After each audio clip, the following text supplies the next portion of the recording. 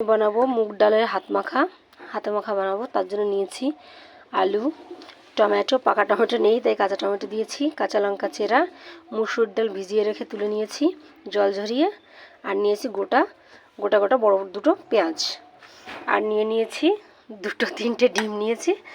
আর এখানে এদিকে কড়াইতে সর্ষের তেল দিয়ে দিয়েছি সর্ষের তেল। তেলটা গরম হয়ে গেছে, এবার দিয়ে দেবো জিরে। এর মধ্যে দিয়ে দিয়েছি দুটো ডিম, আর দিয়ে দেবো হালকা একটু লবণ। এবার এটাকে ঝুরঝুরি করে ভেজে নেব, ঝুরঝুরি করে ভেজে তুলে নেব। ডিমটা ঝুরঝুরো করে ভাজা বানিয়ে তুলে নিয়েছি। এবার কড়াইতে দিয়ে দেবো আবার একটু, আর এর মধ্যে দিয়ে দেবো 2 টেবিল চামচ সর্ষের তেল, জিরে গুঁড়া, হলুদ গুঁড়া, লঙ্কা গুঁড়া হালকা একটু দেবো কালারের জন্য, আর দিয়ে দেবো লবণ। দিয়ে ম্যারিনেট করে কিছুক্ষণ ঢাকা দিয়ে রেখে দেবো।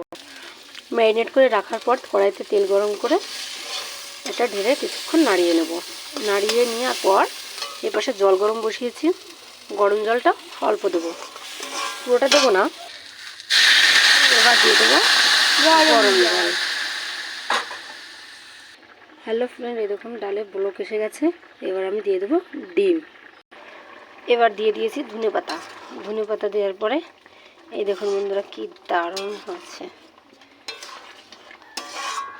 লাইটের জন্য কালারটা এমন লাগছে, কিন্তু কালারটা খুব সুন্দর হয়েছে বন্ধুরা। দেখো সব গলে গেছে। এবার আমি নামিয়ে নেব, পুরোপুরি গাঢ় করবো না। এবার দিয়ে দেবো একটু হালকা একটু গরম মশলা। এই দেখো বন্ধুরা নামিয়ে নিয়েছি, দেখো কি দারুণ হয়েছে। ঠান্ডা হলে ঝোলটা আরও গাঢ় হয়ে যাবে। এইভাবে বানিয়ে খেয়ে দেখুন, ভীষণ টেস্টি লাগবে। তারপর আপনারা কমেন্টে জানাবেন কেমন হয়েছে খেতে। টাটা।